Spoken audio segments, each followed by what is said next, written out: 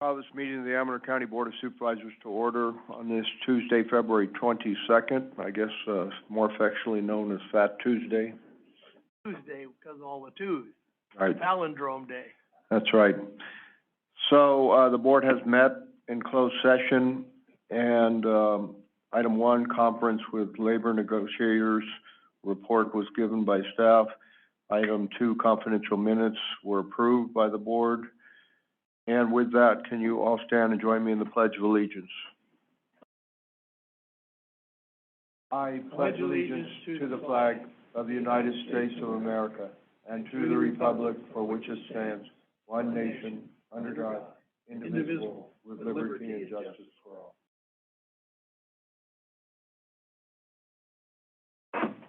Thank you. And going on to public matters not on the agenda. Discussion items only, no action to be taken. Any person may address the board at this time upon any subject within the jurisdiction of the Amador County Board of Supervisors. However, any matter that requires action may be referred to staff and or committee for a report, recommendation for possible action at a subsequent board meeting. There is a 3-minute time limit. Is there any public comment at this time? Mr. May.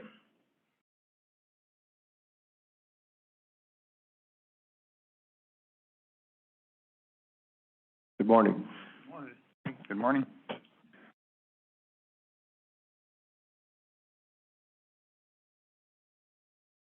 I have 3 items I want to speak to, but they shouldn't take very long, since the board has already received email from me. Okay. First item. The Ledger Dispatch. Sewer runs through it. It's a takeoff by Jack about a film directed by Robert Redford concerning the Black River in Montana and the lives of the people who resided along the way there. The point I believe Jack was trying to make is we've gone on for 3 years plus. We're not getting anywhere with resolution of the sewer problem. It still exists. It still creates hazards for the folk who live down that way. And frankly, if I lived down there, I would be up in arms and yelling like a son of a gun, but that's up to them since I don't live in that area. The board really has not done anything. They filed a lawsuit, but then they're sitting on their hands. I own city manager interim seems to be in bed with all of the folk that would pollute the area. And, you know, it's crying shame. It's probably criminal what ION is doing. But you guys haven't done much better. You really haven't done anything to deal with that issue other than filing that lawsuit. We have a lawsuit that's active, Bill. I think that's all we can say on it. It's, I don't know what else you want us to do. Well, I suggested before, Richard, you drum up some publicity. You go beyond the dispatch. You go to Sacramento Bee. You go to the radio, the television. You send a petition directly to the governor saying, what are you going to do? You're killing our people. I think there are things you could actively do if you wanted to do it. And I've mentioned this before. Next item. Privileged board. I had a letter to the editors regarding that. And just recently, there was another article by Dan Traxler who pointed out the very same things. He says, you guys got your $2,000 stipend. Everybody in the county is an essential worker, and your justification was the increased cost of fuel, energy, food, etc. I point out to you that all of us citizens have the exact same issues, and we don't get $2,000 stipend, we get squat. It's not right. You should do something about it. You should call for a public hearing and have discussed by the community how they would want to use that money. Frankly, I think you're afraid to do that because a lot of them might want to comment on the stipend you guys are getting. I think that's a fact. So when are we going to have a public hearing? Last item. Dark sky ordinance. I don't know what the three of you who voted against it were thinking, but why in the world would you vote against that? Saw the article in the paper by the former planning commissioner. The new commissioner by Frank is on today's agenda. I'm assuming it will pass. I really think you needed to pay attention, and you need to go back and reverse that vote and approve that dark sky ordinance. Maybe all of you don't know, but Richard surely does, that Jackson, the Reed Quarry, is proposing to go to 24-hour operations 5 days a week. Guess what that's going to require? What lights are going to be on 24 hours a day to be blinded to blind the citizens in Jackson Valley? Plain and simple, it's wrong. You should go back in and reverse it. Two of you voted to approve the ordinance in the first place. Again, I say, what was wrong with the three of you? You need to reverse what you did, and you try to bring some effort to give some release to Richard's constituents in Jackson Valley. Thank you. Chairman, may I answer the last thing to Bill May? Bill, you asked me why I voted against it. The biggest reason that I voted against it is wildlife. I've had bears, bobcats, mountain lions running around my house. I have nieces and nephews that come up to my house, and they, if I do not have the lights on and out and around outside of my house, which are floodlights, which come on with motion sensitive, that was the biggest reason I voted against it. So who is the biggest light polluters in the upcountry? Post office is one of them. AWA is the second one. Dollar General is the third one. Now, all of those, the light pollution regulation ordinance, I should say, would not have covered. You might want to come down to my place and look at what the lighting's going to look like if Reed gets approved to go to 24 hours. You have to live it like we do. I understand. Mr. Chairman, I'd like to address Mr. May. And Bill, the deal is, the dark skies ordinance was not specifically crafted for George Reed's quarry or your situation. It was for the whole county. And the problem I had with it, it was going to be very onerous. Maybe if they had brought something in reasonable, I might have voted for it. But what they had was way too much, way over the top. It would have been very hard on a lot of people, a lot of businesses. I'm not against dark night skies, but what they had was too much. And as far as George Reed's quarry, they have a use permit there, and that's where your concerns can be addressed under use permit, not putting a blanket ordinance over the whole county. That could be a problem. I would simply point out to you that the Planning Commission unanimously approved the concept of the dark sky ordinance. It's your board on a 3-2 vote that turned it down. So your own Planning Commission said, we think that should go into effect. And I'll answer that, Bill. My planning commissioner, when I put him on, the first one was Ray Ryan. I said, Ray, I want you doing whatever you think's right. He said, Brian, I take it no other way. So you're just different people are looking at things different ways. So anyway, that's my thoughts on that. Just again, you don't have to live it. We do. Any other board discussion? Then we have one on Zoom. We do. Caller, please go ahead and unmute yourself and introduce yourself for the record. Hi, this is Catherine Evett from Volcano. I just wanted to comment on the dark sky ordinance. I would suggest that y'all might want to go back and read it again. It would have applied to AWA facilities. It couldn't have applied to the post office because the county can't impose a law on federal property. It would have allowed motion sensor lights, and it didn't require anyone to go out and replace their lights right away. And there wasn't even a sunset on the existing lights. It just would have been on new lights that people put in. Just for the record, it should be noted that the ordinance passed on a 4/5 vote. Supervisor Brown's planning commissioner voted against it after violating the Brown Act by telling everyone ahead of the meeting that by email that he wasn't going to vote for it. So I hope one day you'll reconsider it. I don't believe, having read a lot of these ordinances, that it was the least bit onerous. It's entirely possible to have safe lighting around your house that complies with that ordinance. I do at my house, and I also live in a place with wildlife like Supervisor Brown. Thank you. Thank you. Any others on Zoom? Not at this time. Okay, then we're going to move on with our approval of the agenda.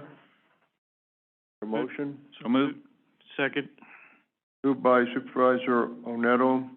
I think that was second by Supervisor Axe. Is that correct? Okay. Correct. Any further discussion? All those in favor? Aye. Aye. All opposed?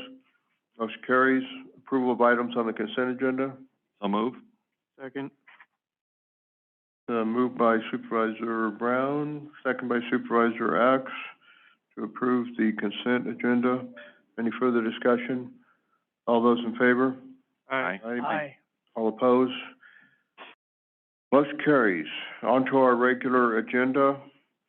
Item 3A, update by Amador County Health Officer Dr. Rita Kerr. Dr. Kerr will begin in March, providing her monthly update at the first meeting of every month, rather than doing it at every meeting. And Dr. Kerr's report will come out on this Tuesday and can be accessed at amadorgov.org COVID-19 information webpage. And as I said, that will be posted on today, actually. Got my days confused because of the holiday, but Tuesday, February 22nd, that will be posted on that webpage. So with that, Dr. Kerr will be back at our next meeting and only at the first meeting of every month. And I think her report will also have the graphs that she usually shows and the epic curves too. So any discussion on that? Any public comment? Not at this time. All right, then we'll move to our second agenda item, 3B, Board of Supervisors discussion and action relative to adoption and presentation of a resolution recognizing and honoring Roseanne Chamberlain upon her retirement. And I'm going to let our longest LAFCO member, Supervisor Crew, handle this item. Roseanne, you arrived just in time.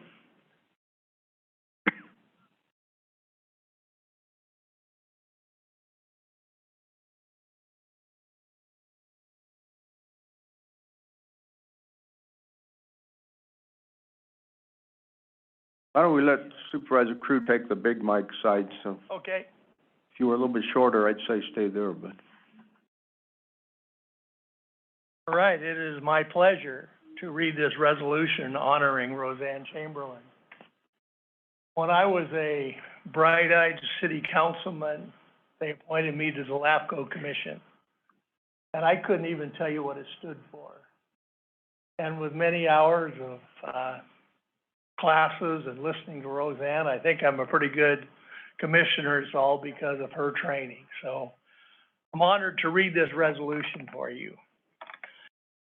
Whereas Roseanne Chamberlain began her career as a public member commissioner for Sacramento LAFCO in 1986, and whereas Roseanne served 6 years on the Cal LAFCO Board of Directors and 2 years as chair of that board, and whereas during her tenure as chair, one of her successfully accomplished goals was to create legislative policies for the association. And those policies served as the foundation for what we have in place today. And whereas Roseanne began her tenure as Amador County LAFCO Executive Director in May 2006, and Roseanne served as Executive Director and Interim Executive Director for at least 3 LAFCOs. And whereas Roseanne received the Cal LAFCO Distinguished Service Award in 2013, recognizing long-term distinguished service. And whereas Roseanne is known to be very willing to share her vast knowledge and expertise with all of her colleagues statewide, and has served on numerous conference and workshop program committees. And whereas Roseanne brings a very unique and rare perspective to all LAFCO conversations, given her service as a commissioner, executive officer, and Cal LAFCO board member. Therefore, be it resolved by the Board of Supervisors of the County of Amador, State of California, to hereby recognize and thank Roseanne Chamberlain on her 35-plus years of dedicated service in the local area formation commission field. Foregoing resolution passed on the 22nd day of February 2022, unanimous. Thank you, Roseanne. Have a few parting shots for us, Yes, of or course. talk about retirement. Well, first of all, I want to say that I am grateful to be recognized and honored by the county, by the Board of Supervisors, for the work that I've tried to do over the years for Amador County, as well as Amador LAFCO, because we're all partners in this. I'm particularly grateful that the Board of Supervisors has appointed terrific supervisors to serve on LAFCO. I distinctly feel like the contributions from Louis Boitano, who was the first chairman when I started, then Ted Novelli, and now the years with Supervisor Crew have contributed tremendously to the success of LAFCO in this county. And there are too many county staff people to name who've made the job possible and doable and made it feasible for me to do the work that LAFCO has accomplished. But it's really been the leadership that I've had on this wonderful commission that's made the difference for me. From time to time, I mean, you just heard the litany of all the terrific opportunities and things that I've been able to do over many, many years for LAFCO. And from time to time, people would say, why are you working in Amador County? And I said, oh, you have no idea, because the greatest positive thing happens here, and it was the reason that I wanted to work in Amador County, and it was the sense of tremendous collaboration. None of the government agencies, none of the staff people have the real resources they need to do the kind of job that they want to do. But the secret of any of the successes we've had has been the ability of the leadership to set aside their psychological baggage, their differences, and collaborate and work together to solve problems, you know, like against all the odds. There's not enough money, but people collaborating and cooperating together have been able to make a difference. And that's the most precious thing that I would urge you to foster as leaders in Amador County, so that that spirit, that esprit de corps can continue, because it's a tough environment for government. People really don't want to pay a lot of money for the wonderful services that they expect from their government. So we have to find alternative ways to do things better with limited resources. That's the end of my speech. Thank you very much. I am just deeply honored to have been able to work here with all of you and the people in the past that are now retired themselves. I have a total of 5 grandkids who I am already just having a wonderful time with. We're just really going to live it up for a while until my back gives out. Okay. All right. Before we stand and honor you, I need a motion to adopt the ordinance. I'll make a motion to approve the resolution. Second? Moved by Supervisor Axe, second by Supervisor Brown to adopt the resolution. All those in favor? Aye. All opposed? Motion carries, and thank you, Roseanne, for your years of service.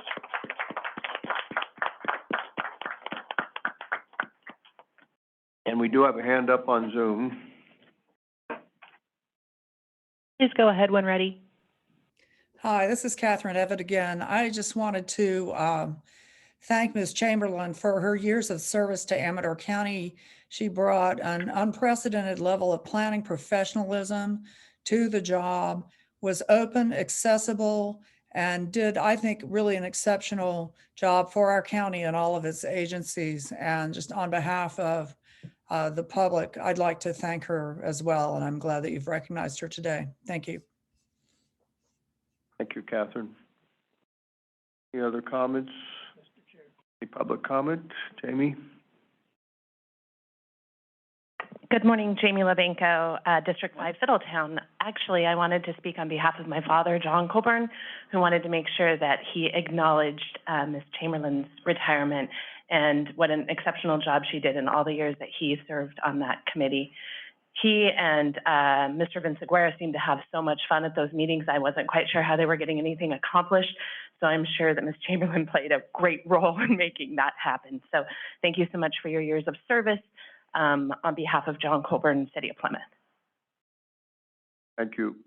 That's kind of a specialized field, LAFCO, and you really, what made you the advocate and the person that really brought professionalism to LAFCO and Amador County is your passion for the field. So I really appreciate that. I served as the alternate all those years, and I think I attended one LAFCO meeting where I made some people mad, but that's part of the game. Sometimes you analyze the situations, but I appreciate your preciseness and going over each item and trying to get things right. All right, any other comments? Supervisor Axe? Well, you know, I just got on LAFCO board, so, or commission, so I'm sorry that we won't overlap much. But we did interact quite a bit, and I was always very positive in my first 5 years on the Board of Supervisors. So thank you again. Supervisor Nettle? Yeah, I'd like to thank Roseanne for the job you did. Roseanne, you did a very good job. You're always very well prepared. I think you made life easy on everybody. There was one fire consultant that was a little bit interesting, but other than that, I think it's a very, very well done job. So thank you. We'll miss you. All right. Thank you. And no further comments on Zoom? Not at this time. Okay. Roseanne, you're welcome to stay for the rest of our meeting. I know you're probably interested. Thank you very much for being here today. And with that, the board will move on to item 3C, update on tree mortality mitigation activities by Tad Mason, TSS consultants, Dr. Richard Harris, and Ed Strufenegger. Do we have them on Zoom? Yes, you do. This is Tad Mason, Forester TSS Consultants. Good morning, Chair. Good morning. And Board of Supervisors. And congratulations to Roseanne Chamberlain, 35 years of professional service to the county. That is impressive. So to get on to our presentation today, this is our quarterly report, and I'll have, Chuck has offered to manage the slides for us, but as usual, I'll have Dr. Richard Harris conducting the narrative. Richard, if you could step in here, I would appreciate it. Okay. Are you hearing an echo? Yes. No. Good morning, Dr. Harris. No, you're not hearing an echo? No, minor, if any. Okay. I had an issue this morning. Chrome wouldn't allow me to enter your website. So I'm having to call in to do the narration on the slideshow. I don't know why, but you guys might check with IT about your security certificates on your website, because neither Safari nor Chrome lets you go right to the website. You have to basically say, I want to go there despite the harm that it might do. So you might have IT check your website to see if your certificates are in order as far as security goes. Will do, Richard. Let's move along, please. Okay, I just want to let you know. All right, so Tad, you want to put up the slideshow? Or It's- Chuck, one of you? Chuck's got it up. I don't see anything. We're on It's up, Dr. Harris. You can go ahead. The program summary is up right now. slide 2. Okay. Well, you see, I'm viewing Chuck's screen. So, Tad, you need to share your screen.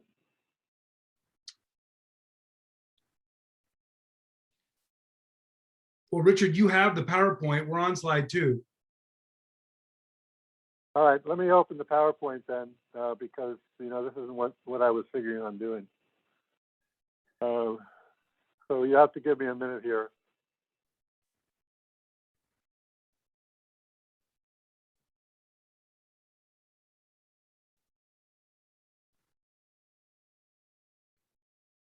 Do you want us to skip to the next item and then we can come back Yeah, to? why don't you skip to the next item?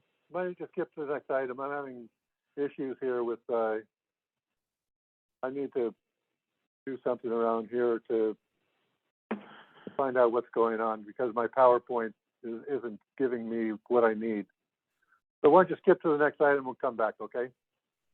Next item won't take very long, but we'll come back to you, about 5 minutes. Have Tad let me know when you guys are ready. I will. Thanks. Thank you. There you go. Okay, we're gonna go to item 3D, General Services Administration. Requested increase in budget line items 52351 and 523,511 for veterinary services and spay and neuter of animals. This already came to the admin committee, but we felt it was substantial enough to bring it to the board for discussion. So, Kelly, good morning. Morning. So just a little bit of history on this. Amador County has had about 6 different veterinary clinics throughout the county. And one of the biggest ones of those is Jackson Creek Vet Clinic. Jackson Creek used to be owned by Dr. Bob Yak for many, many, many years. And he recently has sold that over the last couple of years to a corporation called Blue River. So we do business with all of the vets throughout the county. We send our animals to all the different ones, depending on who can get our animals in. As with everything else in the last couple of years with the pandemic, we have seen a very large increase in rise of billing and the amount that the veterinary clinics are charging for spaying and neutering of our animals, the public's animals, and veterinary services in general.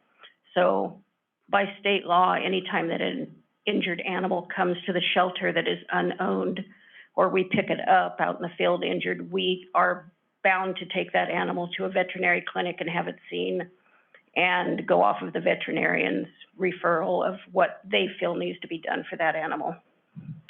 If an owner comes forward after that, those fees then become the responsibility of that owner and they have to pay us those fees in order to collect their animal. If nobody comes forward, those fees stay as the responsibility of the county to take care of. And then we can either adopt that animal out if it becomes adoptable, or if it's too bad of a shape, it will be euthanized. So over the last couple of years, we've seen a good increase in those amounts. For the first year and a half of the pandemic, we saw a decrease in the amount of animals coming into the shelter. So we were able to offset those rising costs because we didn't have as many animals coming in. So therefore, we were able to keep within our budget lines. Over this last fiscal year, starting in probably about May or June, we saw our animals starting to increase again, the amount that they're coming in, and the veterinary costs are continuing to rise quite rapidly. And what we're seeing anywhere from a 10% up to about a 40% increase in the costs of what the veterinarians are charging for these services. Jackson Creek, who used to have 6 vets on staff, is now down to 1 part-time vet for their clinic. So now even trying to get our animals into the vets to get spayed and neutered or to get this treatment is becoming much harder because we have to shop around to find a vet that can actually see our animals. And we're kind of bound by the prices that they charge us to do that. So. You went from 6 full-time vets to Correct. one part-time? One part-time vet. They're trying to recruit, but there is apparently a nationwide veterinary shortage right now across the United States. They're having trouble finding veterinarians. And they relate that back to a rise in costs for them to go to vet school, and then that really not offsetting by the amount of money that they're making. So they're not finding a lot of people that are wanting to go into that field right now. So they are actively recruiting. One of the veterinarians who was working there just recently opened up her own business in Sutter Creek. So that'll be open here in the next couple of months. So we'll have that offset. They lost another one that opened up Upper Ridge here a few years ago. Other vets have left because they were offered more money down in the city. And who wants to drive all the way up to a small county when they can make way more money down in the city? So, and they're younger. A lot of these guys are younger. They have small families, and you know they want to be where they can keep those families entertained. So that's the request that I have before you today, is to increase that budget.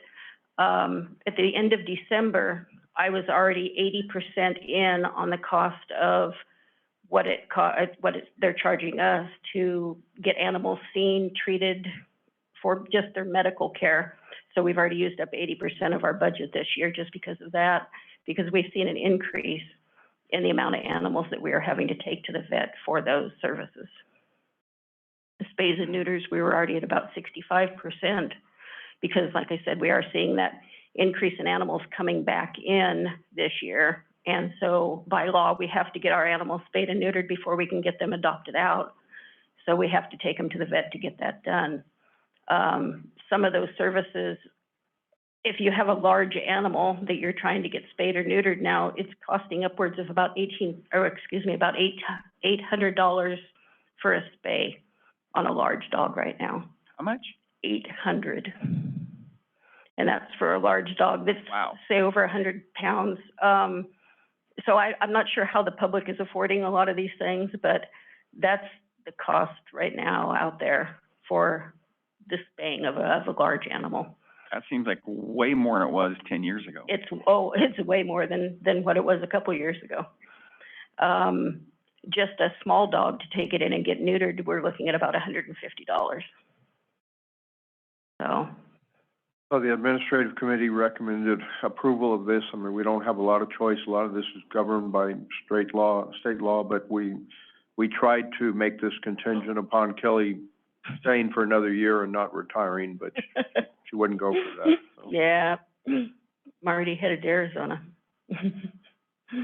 Are there any more questions?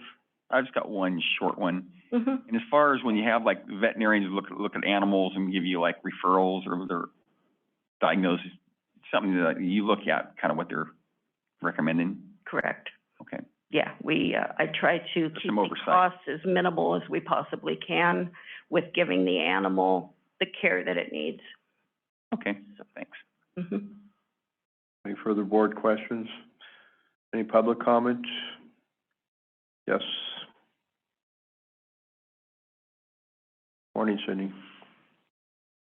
Good morning. Cindy Gramboyce. I'm a county resident, and I understand that you have a state law that has to be followed. I hope that you make this budget approval. I happen to think that animal control has one of the most thankless, emotionally difficult jobs there is in this county, and any support that they can receive from this board, I think the community would appreciate at large. Thank you. I think previous boards recognized how bad it was in animal control for a long time, and that's why we built a new shelter, and we're trying to continue to make improvements over time. So I would agree that we need to take care of our staff and the animals that come in and try to get them all adopted rather than euthanized. Any further comments? So I'm looking for a motion then. I'd make a motion to increase budget lines 52,351 and 52,33511. I think that's it. Second. Been moved and seconded to approve the staff recommendation. Any further discussion? All those in favor? Aye. All opposed? Motion carries. Thank you very much, Thank you, Kelly. Kelly. Thank you, Kelly. All right, We're we're ready ready to to go backwards now, so we'll Yes. go back to our previous agenda item on tree mortality mitigation. And do we have Tad or Dr. Harris ready to go? Yes, this is Tad. I think we've worked through the technical difficulties. Chuck, if you could put up the slides, starting with slide 2. And Richard, I think you're unmuted. Can you take it away?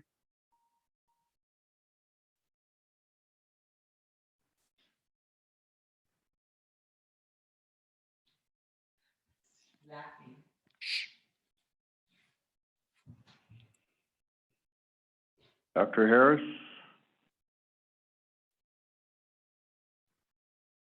We're all Okay. unmuted, correct? Dr. Harris, please unmute yourself.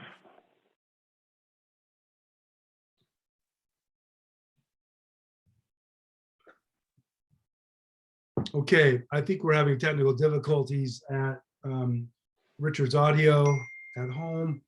I'm going to go and walk through the slides. We have a short slide deck today. It's only 7 slides, so I'll step in for Richard. We also have Eddie Strufenegger, County Forester, on the line too, and Eddie's welcome to jump in as we go along here. So just a little bit of background. Since we started the tree mortality program with Amador County in 2017, 23 projects have been completed. A little over 8,000 hazard trees have been mitigated. These projects, of course, include almost 1,000 trees in 2021. By the way, we do continue to see tree mortality out there. The drought conditions have not abated much lately, and we're still recognizing fading trees along county roads, unfortunately. All the county roads along private Forest Service and BLM parcels have been treated at least once, some of them up to 3 times. We've utilized 11 different tree service companies and logging contractors to get the work done. Some of those have been local contractors, which has been great. And the public support for the program has been quite positive. Next slide, Chuck. Current projects, we did a, if you can back up, let's see. We're on Sorry, that was slide my 3. operator. Yeah, current current county project. There we go. Eddie's been busy. Last summer, he completed a countywide survey, and upon completion of that, we decided to split the county into 3 specific projects. Project 15, all roads east of 49, 16, all roads west of 49, plus Electra, and then Project 17, county roads traversing private and EID parcels up at Silver Lake. Approximately 344 projects in, parcels in Project 15, 153 in 16, and 10 parcels in Project 17. Project 17 up at Silver Lake was recently completed with 132 trees removed. Next slide.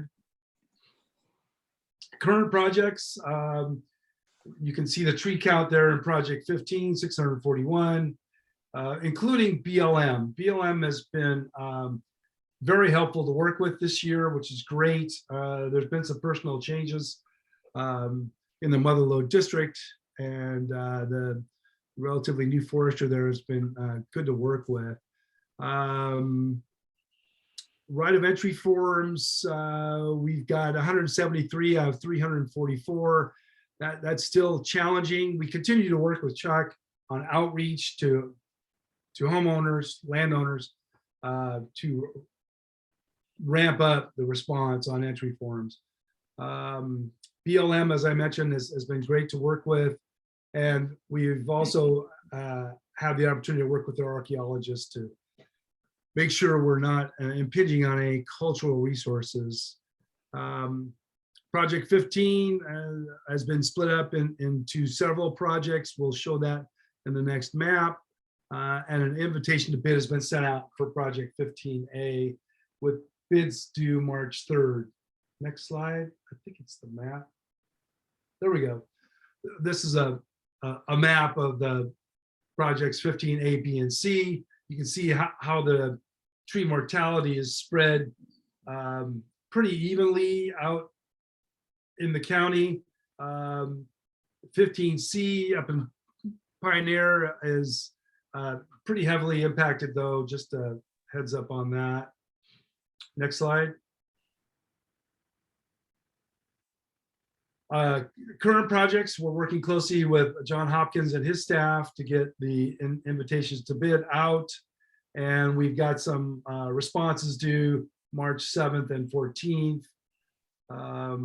Project 16, we've already sent out the right of entry forms. That's going fine. Trees have been marked and there's about 117 out there. The invitation to bid will be prepared soon.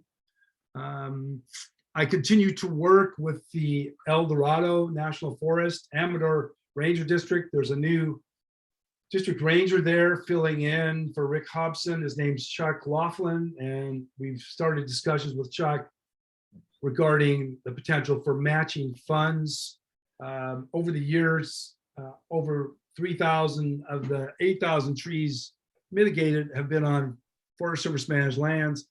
And we're asking the Forest Service to provide matching funding now because of the level of service that the county's provided. It's time that Forest Service responded in kind. So we're working with Amador Ranger District on that and thinking that good neighbor authority may be the approach to take here to secure funds. There is funding in the infrastructure bill that was passed November 15th by the Biden administration. And we think we can work with the district to carve out funds from that infrastructure bill.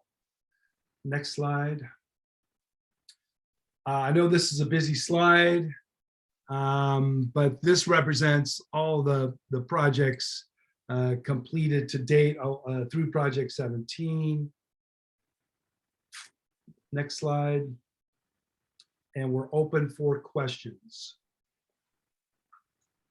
Questions? I have a question. This is Supervisor Axe, Tad. Yes. So I think you already indicated that there's no let up in the mortality. Is that the case? And do we see any change in that in the horizon? That is the case, Supervisor Axe. I'm going to ask Eddie if Eddie could be unmuted here. Ed, can you jump in and provide some of your field observations regarding tree mortality? Sure. Can you hear me, Ted? Yes. Okay. Good morning, everyone. Good morning, board members. Eddie? Morning. Morning. Morning.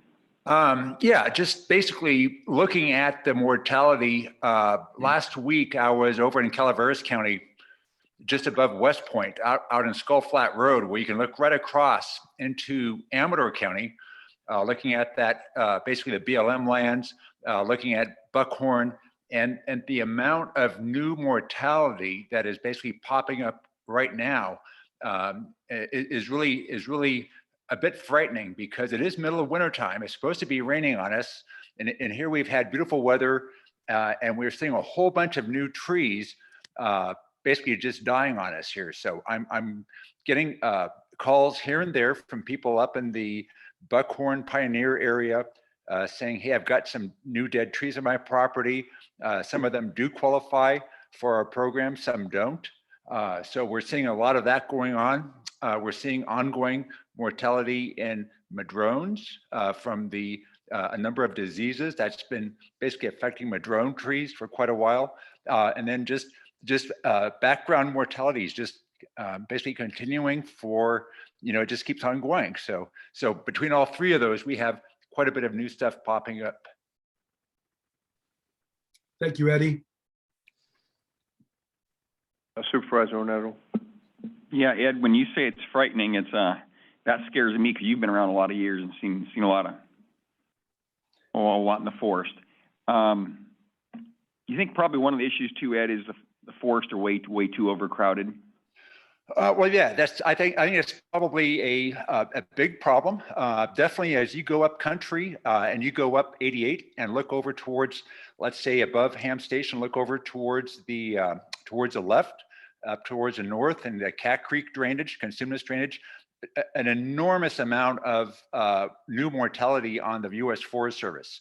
And I agree with you 100% that a lot of that is basically because of, a combination of basically the trees are getting over mature, that basically we have had drought and, stressful conditions for the trees.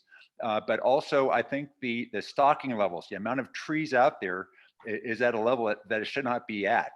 And I think some of the stuff that's affecting us in the lower elevations is right along the same lines, that we got, I think, way too many trees out there and there's too much competition and they just can't stay alive during these tougher times here with the, warmer temperatures, less water, things like that. One thing too, I'd like to maybe see if you'd be interested, Ed, in working with me in putting together a tour of the Caldor fire and working with the Forest Service. I think it'd be nice to make it available to community because I think a lot of people don't realize quite what happened up there. And it wiped out our forest. And if you go to the town of Grizzly Flat's gone. And it could have came our direction quite easily. I think we need to get our forest in better shape or we're gonna have problems. I'd love to, yeah, whatever I can do. I've been doing a little bit of work up in the Caldor fire. Amador County has been, I hate to say the word lucky, but we've been sort of lucky over the last few years. The power fire back a number of years ago started way up by Salt Springs and it blew like a blowtorch to the west. And if it would have continued for 2 more days, it would have burned into the upper part of Amador Pines and Buckhorn.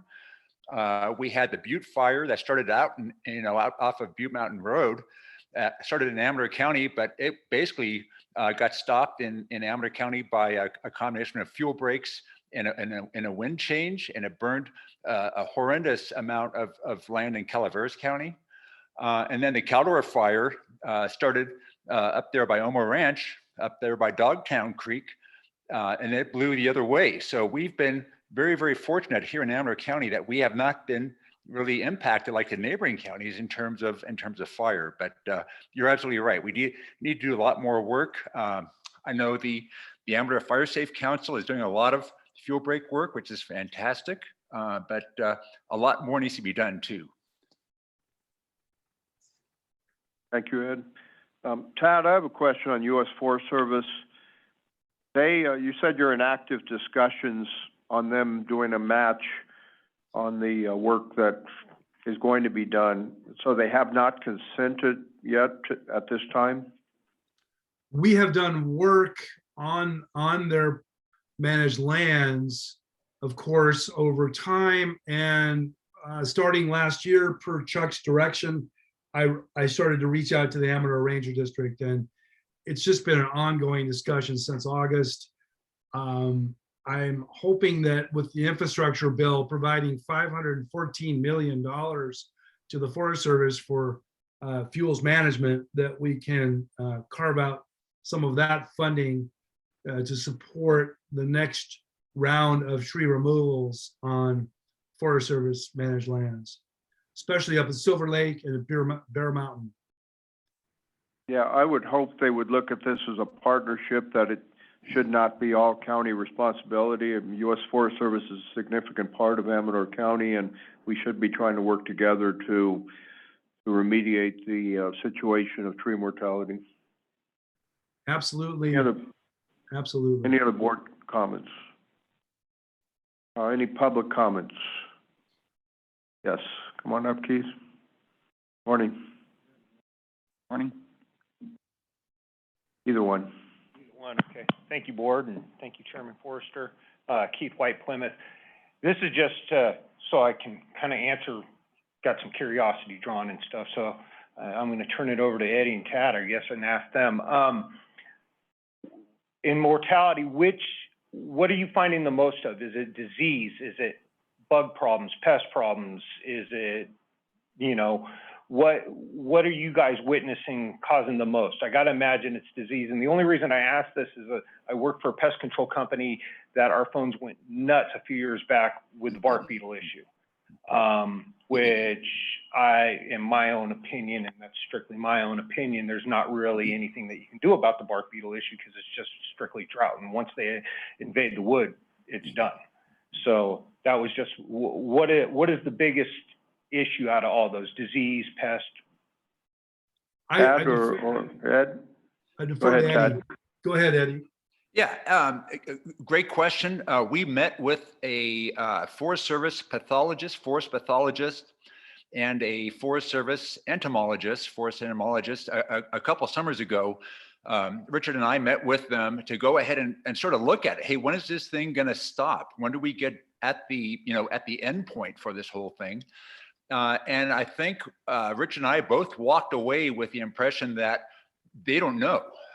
In many cases, there's no question that the initial onslaught, what caused the governor's emergency proclamation a number of years ago was certainly the drought and the bugs working together to go ahead and devastate massive amounts of trees. If you went down to Mariposa County, parts of Tuolumne County, southern counties, they were just absolutely devastated by the bark beetles. We have that ongoing now, but it is not to that extent. I think what we're seeing is a combination of everything coming together, the drought, the overstock conditions. We're seeing some disease problems. The madrones, for example, are dying because of not so much the drought, but because of the disease problems that we're seeing in madrones.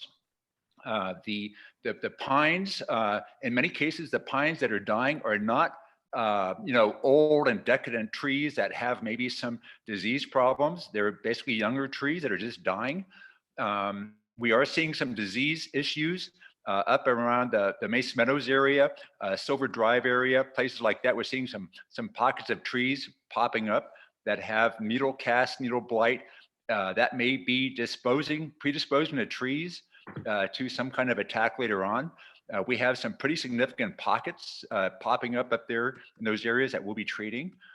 So I guess my short answer is it's a combination of everything right now that's going on. It isn't just one factor. Yeah, it would sure help if we had a normal winter though, and got that 20+ inches of rain. But that's, we have to stay on top of this. That's why every month we do what we did today under consent agenda 6D, where we have to pass that ongoing resolution of pervasive tree mortality. But we need to stay on top of this in Sacramento too, and make sure the governor knows this problem isn't going away, which I think they do know that by their actions on drought, and make sure that there's passage of legislation that continues the match, at least, that they come in and pay for most of the tree mortality work. Oh, with that, any other public comment? I don't see anybody on Zoom. No. Okay. Thank you, Tad, Ned, and Dr. Harris. Dr. Harris, maybe we can get our problems fixed next time around. All right. Thank you, gentlemen. Thank you. Thank you. Thank you. All right. Take care. Move on to our next item, discussion of possible action via resolution regarding recommended update to the tax loss reserve policy. Casey and Michelle, good morning. Good morning. Good morning, Board. Morning. Casey Oneto-Ruin, Auditor Controller, and Michelle Begovich, my Assistant Auditor Controller. So today we're here to talk about, discuss what has honestly been a hot topic with our external auditors of recent years. And so what we'd like to do, technically the last, or I guess you say the most current policy that we have in place is from 2005. So I'd like to talk about updating that policy and why it may or may not have been working for us as a county. Talk about what we feel we need in that tax loss reserve, and still kind of keep it a little flexible. So, and this is in working with the CAO's office too. Can you start off with just a brief discussion of what is a tax loss reserve? Because we have a lot of people on Zoom, and I think it'd be good to spell that out. Sure. When the county decided to use the teeter policy, and also other counties in the state at the same time, back in 1999, I believe. Because what that means is the teeter policy that we have and adopted is that we teeter the secured roll for property taxes. So what that means is the county fronts the money to all the taxing agencies, and then we get the benefits of anything that is delinquent, penalties, interest on those payments back to us. But they get their money earlier. We front it, yes, regardless You say of agencies, like what agencies? schools, Okay. all the special districts, anybody that is able to have the secured taxes. And it's just the secured roll, not the unsecured roll. And so over time, that fund builds up. But we have had one particular time in 08 and 09 where we actually had to use a bulk of the funds in order to cover the losses that the general fund had because of the recession. And so that money is there as a safeguard for the general fund, basically. Okay.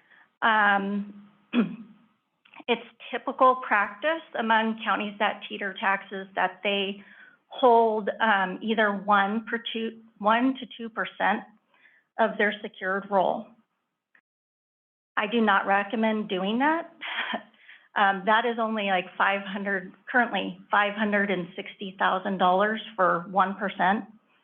And in 08, 09, we needed to transfer $1.9 million from that fund. At that point in time, the delinquent taxes that we had to cover were about 5% of the secured roll. So now that is an unusual year. We haven't seen that since. But the concern is, how much do we need to have in that account, really? And so Tacey's talking about having a large amount, 1.9 million or more, and it's in conflict with our policy, and that's why the auditor's questioning why we have so much in that account versus what's prudent. Well, they try to argue with me all the time on it, because the policy that we put in place in 2005 says that we are going to try to build back and maintain the tax loss reserve at 10%. And that was in 05. Since 2005, we've only been able to reach a 10% number one time. So it really hasn't been an attainable goal for the county. And at the same time, after we had to transfer, the 1.9 million to the general fund, we basically started using an unwritten rule that has been drilled in my head, Chuck's head, Karen's head, that we needed to at least have basically $2 million in that fund, and to never let it go under that in case we had another problem. So what I've just kind of talked to Chuck and at looking things, I kind of wanted to try to make it easier and say, hey, how about we say we could have our policy where we'd establish the tax loss reserve between to give us some flexibility between 2 and 3 million. Because that gets kind of close, and actually currently, a 5% reserve would be 2.8 million. However, the auditors didn't really like putting a flat amount on it, even though it's kind of easy to monitor. And there's a good reason, you know, if the tax roll, you know, continues to go up, then if we keep it at a percentage, then our amounts to reserve can keep increasing.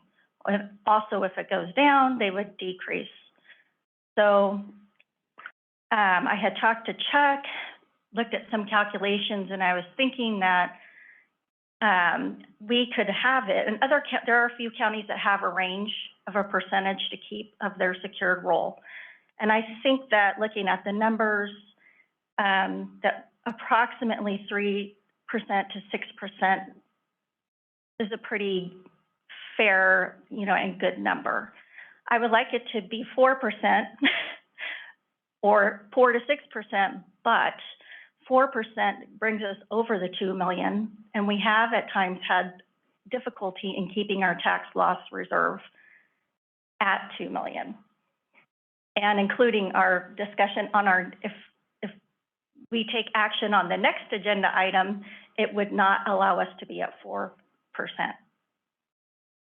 So I'm suggesting a range of 3% to 6%.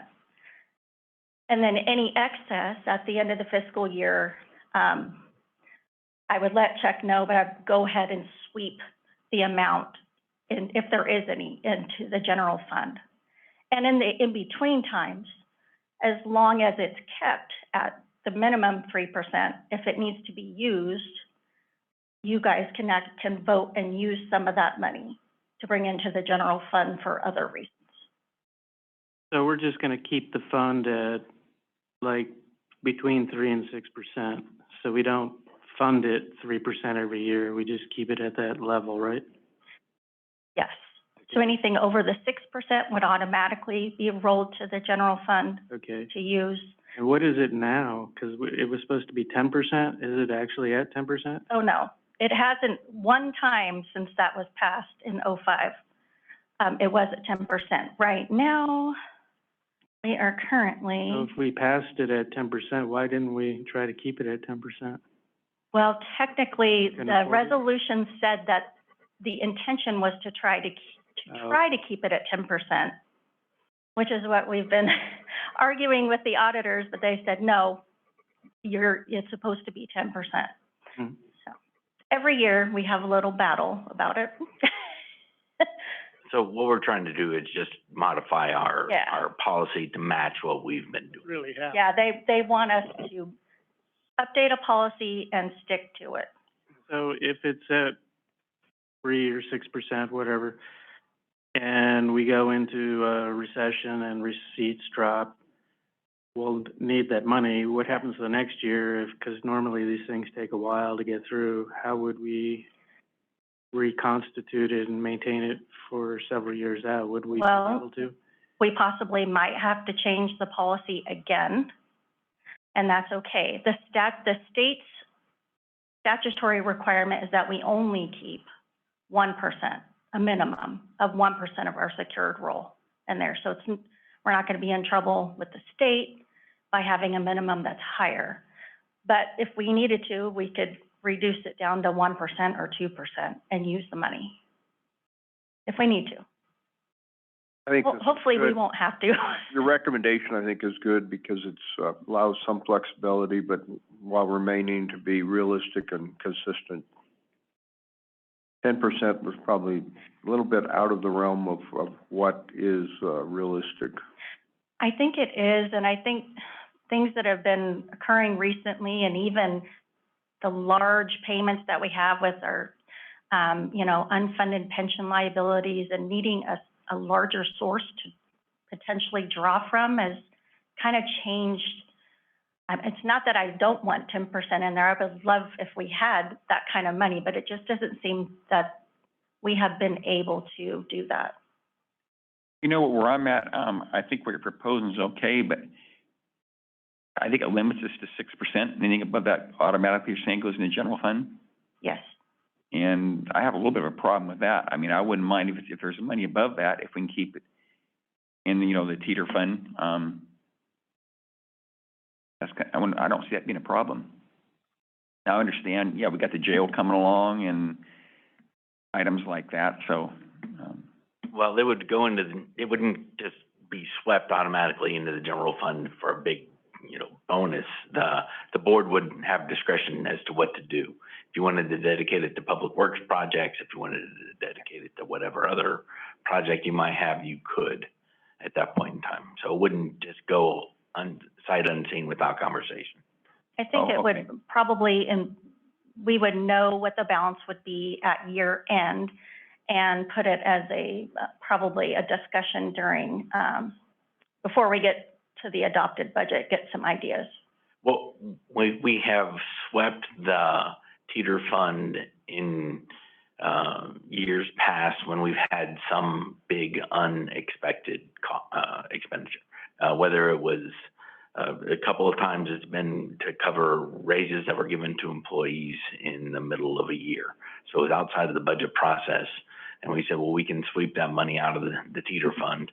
And we've done it that way. That we've kind of used it as a minor reserve. yeah, and if you're looking at, what was it, 2008, 2009, you took over 5% to. Yep. So I think I'd like to be in that range a little higher if we could. I understand, with a GASB 87, that's a problem. So maybe get lower, but I'd like to be on the higher end. I know, me too, but we have got reprimanded for keeping more, well, when we say that our unwritten policy had been to keep it at least 2 million, when it gets over 2 million, they say, okay, we want to see that money moved. It kind of goes, and it's a difficult one because I like to have money in reserves myself, but they want to see us use it. Yeah, one of your predecessors, John Kirkpatrick, liked to have lots of cans of money buried in different places. So. Regulations and things have been, a little more restrictive, let's just say. And for transparency, they like to not see funds like that building up. When you say they, you're talking auditor? Yeah. Or does audit? Well, yeah, that maybe they don't like, but doesn't mean you can't do it. I mean, having some rainy day funds is not a bad thing. I mean, you can raise the percentage higher. And it is typical for counties to sweep it and to use it for something in the budget, if it goes higher than the percentage that we have. This is probably the most flexible, I don't know. We've seen counties, how much range? We looked at like Napa County, Butte, Sonoma, and again, most are 1% to 2%. I'm trying. I don't agree with that, but I will say do we have a big demand for road money? Yeah, we do. I'd agree with Supervisor Ornette. It was prudent to keep a healthy reserve there for situations when the economy turns south. So I would tend to be more in the 5% to 6% range myself, because the worst thing you want to do is be having to pull money from other areas and hurt those areas when times go bad. I agree. So, well, right now, we have, here, I'm going to give you this to do that. But right now, the balance, when I prepared this, for the tax loss reserve is 3.277 million, and the secured roll is 56.3 million. Are about a little under 6%, maybe?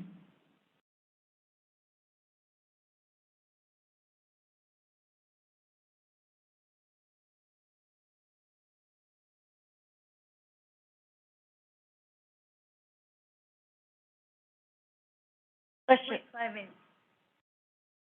5.8%, but again, we have the next item that we might be moving over $1 million out of there.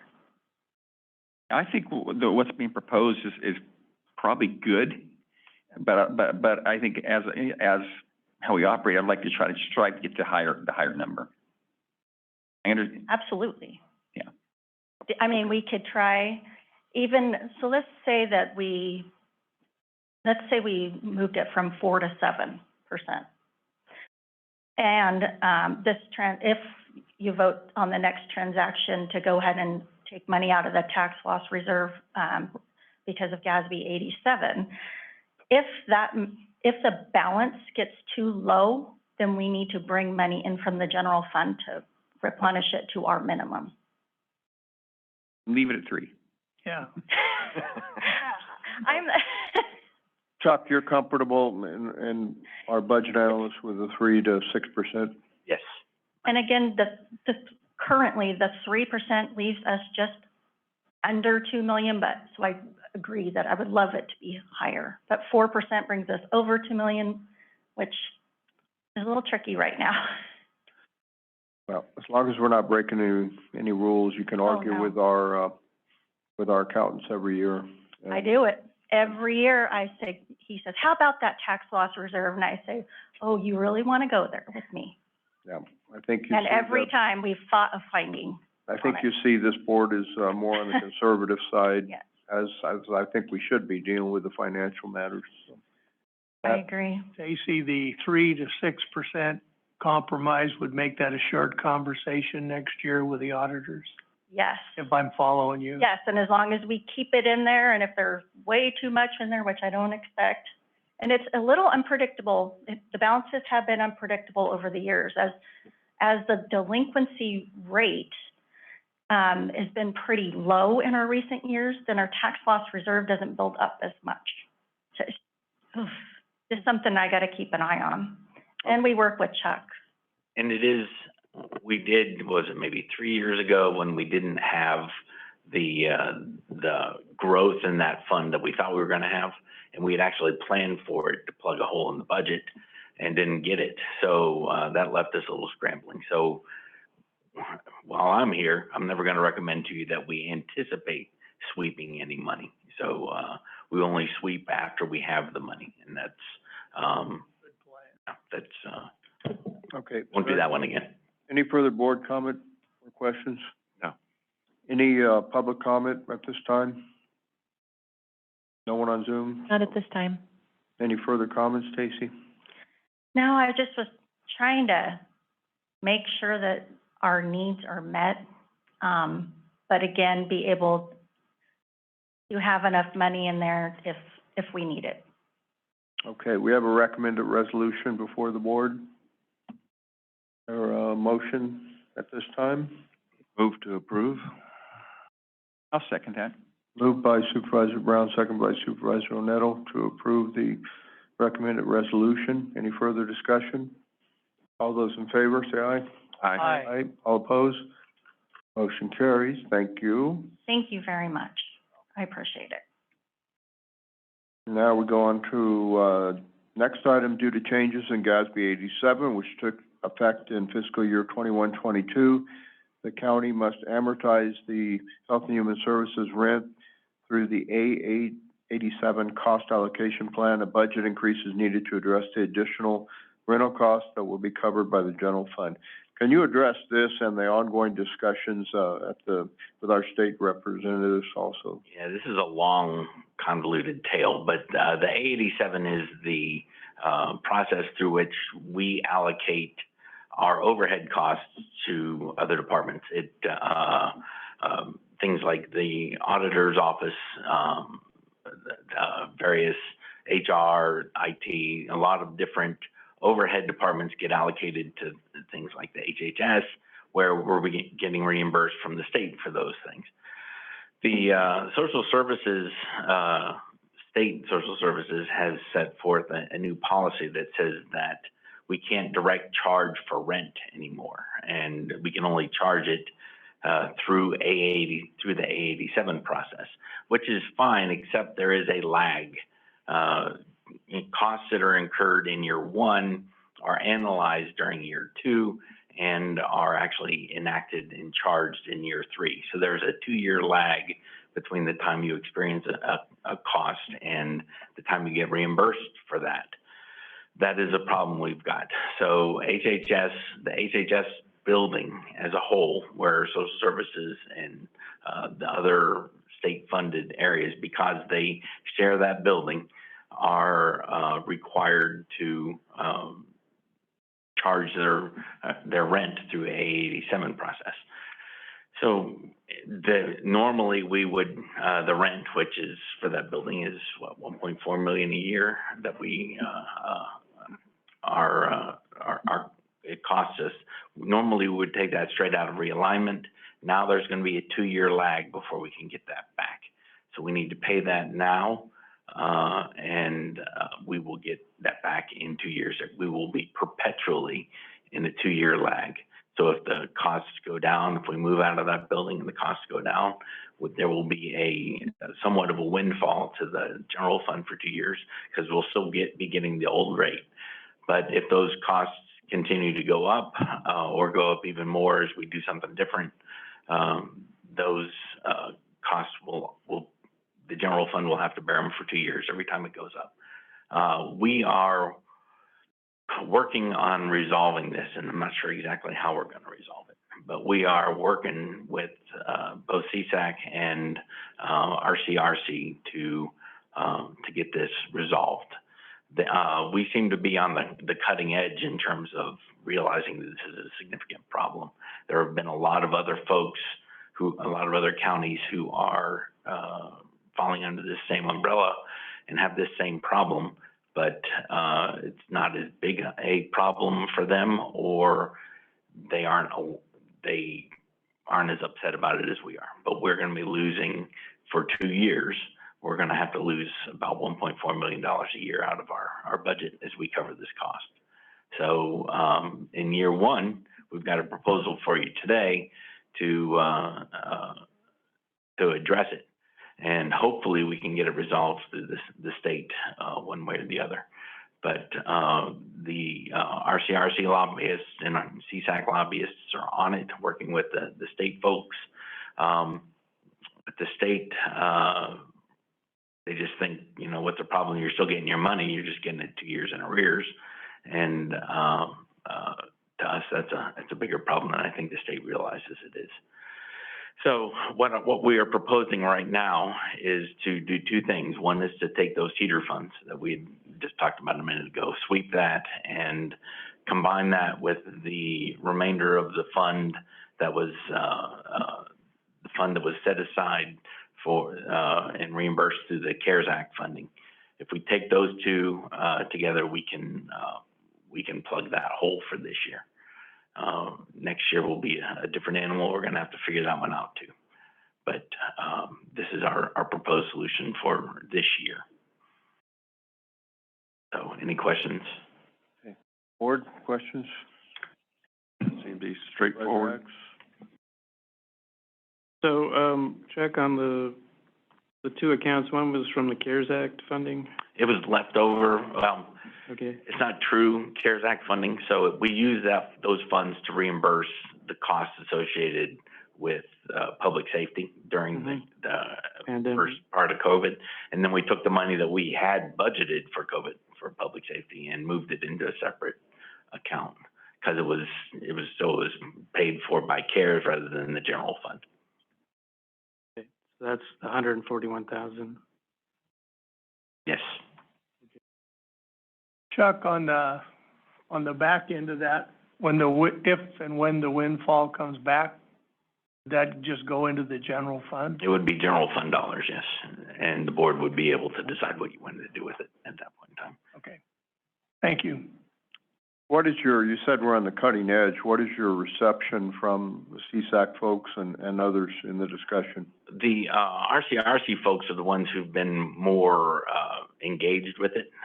They have given it to their lobbyist folks, and they understand what the impact is. It didn't take much.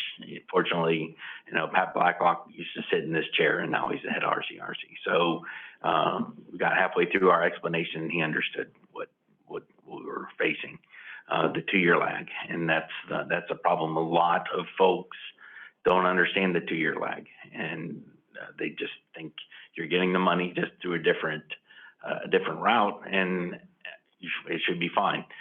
We have no problem with A87, but I would like to see some sort of a direct charge and then maybe a true up. I think that would be probably the best way to do it. I don't know if we're going to ever convince the accountants that it's the best way to do it.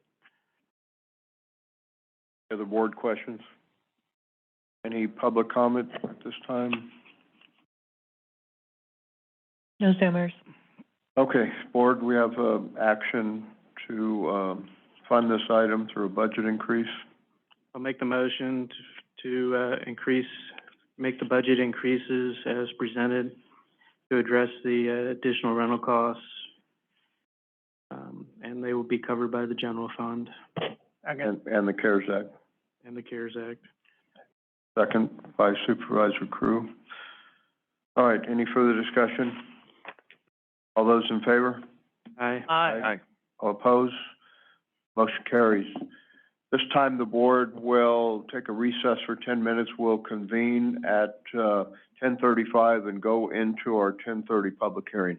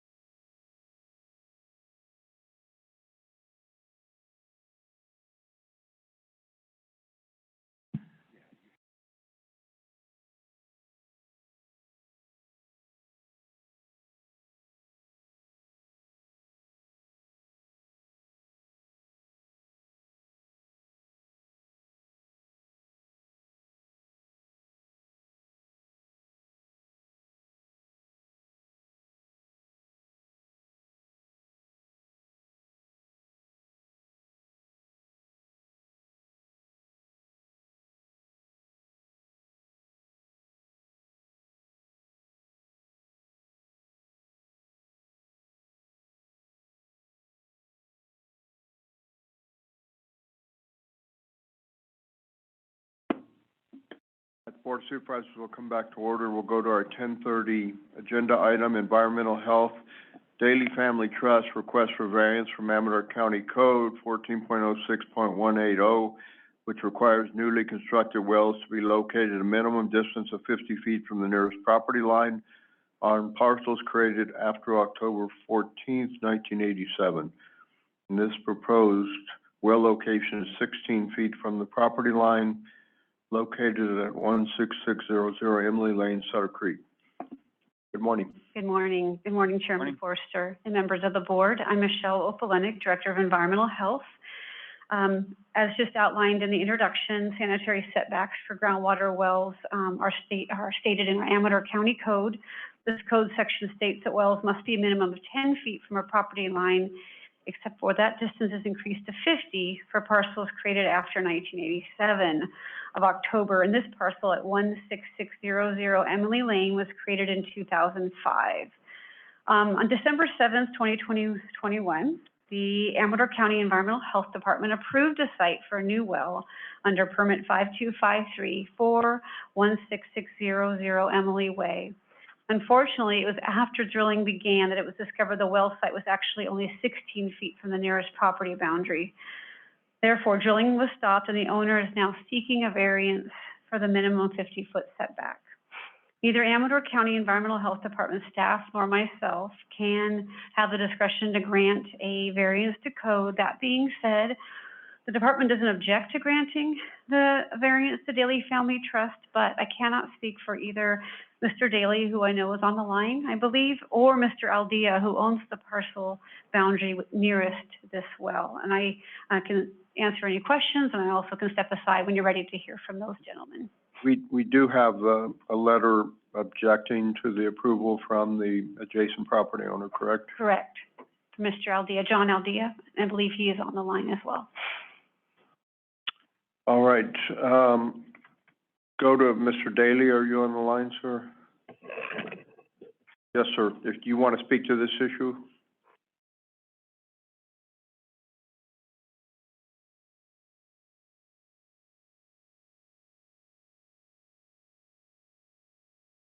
Yes, sir. If you could state your name for the record, please. Yeah, Bill Daly, and I'm the owner of the property that the well's going to be on. I don't know if there's a whole lot more I can put on here, but my property is more than 1 acre. It's actually 44 acres, but the way it's arranged, it kind of scrunches down quite a bit where the house is, and it's very difficult to find a place to to meet all the requirements of the setbacks and the well and everything else. And some of it is due to the terrain, but most of it is due to structures and other property lines on the other side. So I'm kind of in a corner, and I had one well that dried up in 2012, and the second well that was drilled is now starting to falter, and it's gone from 30 gallons a minute down to it hit a low about 3 gallons an hour or something like that until the rains came. That was so I'm kind of worried when the summer comes that I'm going to be completely out of water and no place to drill. So we selected this area that we thought we could go deeper and get some water out of it, and that's where we're sitting right now. So I'm kind of up against the wall on locations to drill on the well. Dave, the well driller, he may have some more information, that you want. But if you have any questions or something, I'd be happy to address them. Have you had any conversations with your neighbor over this? Only text messages on this, and he had the property surveyed, and that's actually when it came to our attention. And the property line was established. It hadn't been done in quite a number of years, and it was established, and that's when it came to attention that we were quite close. And he has been in contact and he's also emailed me the survey and the setbacks and the property lines that Toma and Anderson did. So, what were you using for a property line before? Is it an old fence line or? Yeah, there was some T-posts, an old fence line that was back a ways, and some of the T-posts are still there. I never measured the exact distance to them, but they came through on that mastication project they had with the fire district to clear out that Mitchell Mine fire break. And so they kind of basically took everything out, fences and everything else, and you know, left some trees, but mostly they took everything out. So you know, that's when Toma came out and did the survey and has got it flagged. So that's where we're sitting right now. According to him, he's got the same problem you have with terrain and locating his septic and well. Well, he's got 130 some acres. Most of it is pretty steep, and I don't think it's you know, usable for that. But he's got the whole ridge top there, and it's, you know, probably averages maybe 300 feet wide, and you know, maybe 1,000 feet one way or the other. So it was saying you were in negotiations or discussions with him. What was? Well, he had proposed a deal where we were going to do some property line adjustment and eliminate some of this, but it was because of the way my property, the CCRs and the lots and the owners of the lots that using the road and everything has turned out to be not a viable option. That was what he was wanting. So was that's kind of a wanting a property line adjustment, or was he wanting a road easement? Well, it was a trade. I give him the road easement for my private drive for the 4 lots there in Emily Way, and then he was going to discuss property line adjustment to stay within the county parameters on setbacks. So he wanted the right of way. He wanted the right of way, yeah. Okay. It's like I said, it is not viable, and I think physically it's very difficult too. Plus, it would tear up a lot of property, and the other lot owners, this is the private road, and the other owners that road serves are not on board with that. According to Mr. Aldea, he received the results of the survey, and he said that he delivered a copy of that to you with the conveyed hopes we could work together to find a solution. And then he received the notice of a public hearing, and that is what was a surprise to him. So it sounds like there may be room for you two to have discussions, and if he's on the line, we could hear from him directly. But it sounds like there may be room for that rather than this board voting up or down on this issue. Well, it's not up to me entirely, and I don't know what other access that he has other than his property goes down and, you know, and it takes in a lot of the Sutter Creek Volcano Road as access, but it's steep on that side of his property, so I'm not sure what the logistics are, but you know, I am unable to accommodate him on his wishes on using Emily Way. That's well, he's offered to at least discuss it with you. Did you receive the copy of the survey from Mr. Aldea? Yeah, I did. I also received the you know, his request and what he was wanting to do, or, you know, preliminary what he was wanting to do. So I had there's other things going on that I was unable to put my attention to it with family out of state and my health and everything else. So, you know, it was kind of delayed, and then, you know, I was looking into it a little bit more on the CCNRs for you know, the little development we did there, those 4 lots in Emily Way, and you know, it's not up to me. It's you know, it would be a vote of everybody. Well, it sounds like if you don't have conversations with Mr. Aldea, this board's going to be left with making a decision that may be unpalatable to you. So I think the best way to work it out would be to have conversations with him if that's still an option. Well, I'll talk to him, but you know, I'm not opposed to that. But I don't know what else I can do to you know, accommodate his need for egress into his property. But you know, I'll be happy to talk about it and see if, I had mentioned a couple things when he first bought that property and, you know, what I thought might be feasible, but I'm not sure. I had nothing to do with, you know. All right, we have a young lady with her hand up. Are there any more questions at this time? Supervisor Axe? Bill, have you considered putting the well, further away on the other side of where your solar is? I'm looking at a satellite picture. Is that area feasible? Well, it would probably require, some, you know, excavation and, movement of a lot of dirt, but I mean, anything is possible. Okay. There is only basically scrunched down. That's probably the only, property line wise, would be the only place to even consider it and staying 50 feet off, because the property line goes down Emily Way, and then it's, you know, so it's kind of narrow there. Because that would get you, it's, you know, 50 feet away from the property line, wouldn't it? Yeah, it's pretty much 50 feet, maybe 60 feet, equidistant to both property lines at that point.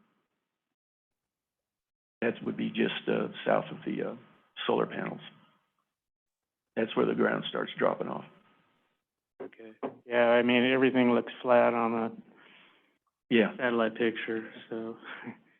You know, question, you were saying that Mr. Aldea's access is off Sutter Creek Ione Road, Sutter Creek Road?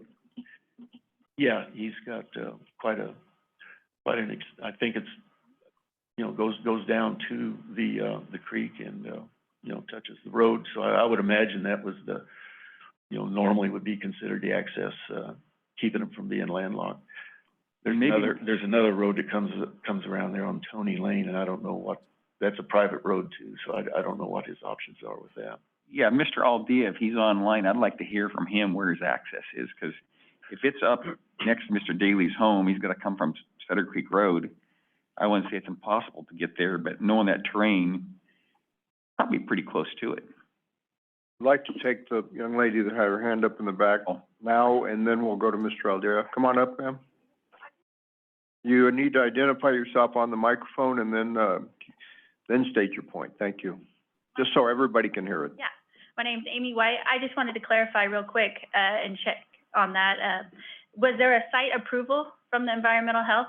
So they came out and approved the site and then they proceeded to drill? I just wanted a quick clarification. Yes, it was, yes, we did approve it, and then we'll just plead human error for staff. I would say, It was overgrown, but and we also, based on the information that we had we do at the rely. time, which was not a survey. Right. We can require surveys if that's the way we want to start going. I don't think that's the way we want to start going. Well, it's up to the property owner to have surveyed the property, and they're, I'm not gonna say guaranteeing, but they're, telling environmental health, this is where I'm gonna put it, it's the right place to put it. The applicant is responsible 100% for siting the well and telling us that they're meeting setbacks. We do go out though and approve the site and do our best to make sure that it seems reasonable. And yes, to answer Amy's question, we did approve it. So we do have to, yeah. But it's approved contingent upon everything else being correct, the surveying and location. Right. Thank you. Mr. Aldea, are you on the phone, sir? Good morning. Yes, this is John Aldea. Yes, if you could, state your points here, and if there's still room for discussion on this item with Mr. Daly? Absolutely. That's all I've been trying to do is discuss with Mr. Daly the issue at hand. In fact, the Friday before I wrote the response that you guys have there, I again reached out to Mr. Daly asking if he has any ideas to discuss, and he didn't even respond at all. So at that point, I went ahead the following Monday and wrote my response and submitted it. Two topics that you guys have brought up to discuss. One, the access issue. I did look at Sutter Creek. I do have to cross the Sutter Creek from the road, which means I have to build a bridge. And of course, there's environmental issues with that. And then from there to get to the top of the ridge, it's about 1,000. I might be a little bit high on that, but it's about 1,000 foot elevation increase. It's extremely steep. So to say, sure, there's land across, but is it viable? I haven't even had the opportunity to look into it, but just looking at it, it would be extremely difficult. There was another, a fire road that was mentioned, Tony Lane, which I also looked into, but from there, it's also steep drop off from the end of Tony Lane directly down, and it would be difficult for me to get around to the top of the ridge over there next to Mr. Daly's property where we are. When I did the survey, I spoke with them and asked them about the possibility of being able to do the exchange of land and adjust the lot lines to help out Mr. Daly and to be able to get access for myself. They didn't believe there was any problem at all. And I had never heard at any point. Who did you speak to about that? Tolman Associates, who did the survey. Okay. And as far as, Mr. Daly believing that it's not a viable option to get access from Emily Lane, this is the first time I've ever heard anything in that manner from Mr. Daly. All I've been trying to do is reach out to Mr. Daly and work out a solution for us that would work. And multiple times ever since I received the survey. And there's just been no real attempt to come to the table and discuss anything. He did say that he wanted to wait until the end of the month, which he said was for family reasons. At that time, I just left it alone. Okay, I understand. But then I received a letter, and then it became clear that he just wanted to wait till the end of this meeting for us to have discussions, which is fine with me. Let's get back to discussing if that's what he would like to do. But I think it's important for us to work together as neighbors and to figure this out. I think an equal trade of land would be a viable option for both of us. Thank you, sir. Now, when you say an equal trade of land, does that also include a right-of-way? Yeah, that's what I'm shooting for, yes. I don't want to get into their negotiation, but what I would like is rather than this board make an adverse decision for one of you, I think it would be healthy for you to meet with Mr. Aldea and try and resolve this neighbor to neighbor. It sounds like he's willing, if you're willing, Mr. Ramsey. Or Mr. Daly, excuse me, Mr. Daly. Sure, why not? We can, I have his number and we can discuss this. And if it could be done timely, that would also help. It sounds like Mr. Aldea is more than willing to meet with you right now. So that sounds like a better alternative than what might happen. Any other board comments? Yeah, I have a comment. You went and drilled a well. The well's somewhat drilled already, not much water yet, it sounds like. And you did that before you knew the property line was not where you thought it was, correct? Could you repeat that, please? You've drilled a well already on this location. Not much water yet, but you're in the process of drilling a well. Yes. And you drilled that well there before you knew the property line had changed. You went by the old fence, which you thought was the property line, it sounds like. Well, I was going by the old regulations. That's what I was told. So I thought I was within the earlier. Yeah, I think he did what a lot of people do, and they assume where the property lines are and work off that instead of getting an actual survey. Yeah, it sounded like you went off of some T-post or something where you thought there was an old fence. I'm just curious on that, but. So at this point, is there Mr. Daly or Mr. Aldea, any further comments? None for myself. Sorry, go ahead, Mr. Daly. Yeah, John, I can give you a call or text here a little later, but I'd stay off the text and I'd start talking in person. So if you two could get a meeting and try and resolve this so it doesn't end up back before this board, but I think we would appreciate that. What I understand is if a variance was granted, that it basically would make his property unusable. Well, that's up for you two to discuss and figure out the details. Going on the regulations so that we're looking at 100 feet from the well. Yeah. Yeah. What I hear is Mr. Aldea is trying to work with you and come up with some solution, but the actual negotiations would be up to you two. Okay. Oh, any public comment, any further public comment at this time? Not for me. Hearing none, if you two could get together, work out a solution and it not come back here, I think that would be the best for all. I appreciate it. Thank you all for your time. All right, thank you, and thank you, Mr. Alday. Chairman Forster, Yes. this was a noticed public hearing, so if you want to keep track of this, I think you need to continue it. Otherwise, you'll have to renotice. Why don't we continue it for, 1 month? That should be sufficient time to hear, if there's any further issues here, or if it needs to come back before us for a decision. So I'll need a, board motion to continue this. So what would This a item. date certain be? March 22nd. Okay, I'll make a motion. Supervisor Crew just beat you on the motion. Oh, okay. March 22nd is the, date that we're continuing this to. Supervisor Axe, do you want to make the second? Sure. At 10:30.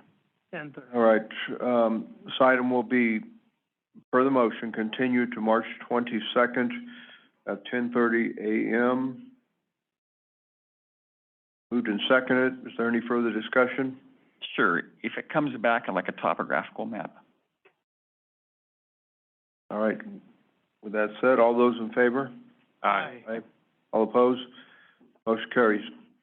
Thank you, Mr. Daly and Mr. Alday, and hopefully we can, have this item resolved without any bloodshed, so. And, we are not quite to 11 o'clock for our time certain items, so we'll move on with our next agenda item, item 3G. Discussion and possible action relative to the disposition of green waste being collected at Pioneer Park as a result of the December winter storm. Current plan is to collect waste until February 28th and then dispose of the pile at that time. And the suggested action is direction to staff and authorization to establish a budget line with anticipated expenditures of $100,000 to complete the work to be taken from contingencies. Supervisor Brown, do you want to lead this off?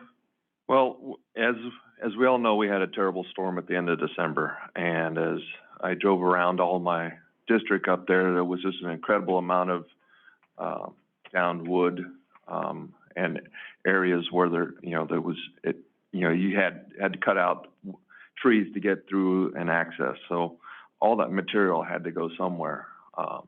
So I came up with the idea of requesting staff help to get the lower ball field at Pioneer Park, and we started dumping it there on the 29th of January.